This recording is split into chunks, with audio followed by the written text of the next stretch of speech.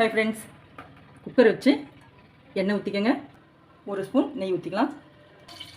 சோம்பு, பட்டை 1, 4 கிராம்பு. அது பொரிஞ்சதுக்கப்புறம் வெங்காயம், தக்காளி, புதினா, கொத்தமல்லி போட்டு முட்டைகோஸ், சின்ன முட்டைகோஸ் இருக்கும் இல்லையா, அதை இப்படி அரிஞ்சு இதையும் ஒன்று ஒன்றா வதக்கிடலாம். இஞ்சி பூண்டு பேஸ்ட் போட்டுக்கலாம். உப்பு போட்டு வதக்கிடலாம். இது மஞ்சத்தூள் 1 ஸ்பூன், மிளகாய்த்தூள் 1 ஸ்பூன், மல்லித்தூள், mutton masala 1 spoon, garam masala 1 spoon. இப்போ நல்லா கலரி விட்டு ரைஸ் சேர்க்கலாம்.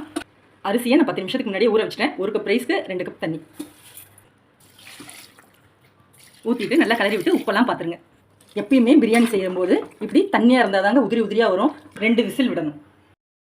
ஃப்ரெண்ட்ஸ், பிடிச்சிருந்தா லைக் பண்ணுங்கள். நம்ம போட்டிருக்க முட்டைகோஸ் நம்மளுக்கு கறி டேஸ்ட்டே தருங்க. பாருங்கள் எப்படி வந்திருக்கு பாருங்கள். இங்கே பாருங்கள், நம்ம போட்ட முட்டைகோஸ் நல்லா வெந்திருக்கு. ஆனால் பிரிஞ்சு கூட போகலை. அவ்வளோ டேஸ்ட்டாக இருக்குங்க. மறக்காமல் லைக் பண்ணி சப்ஸ்கிரைப் பண்ணுங்கள். பாய்.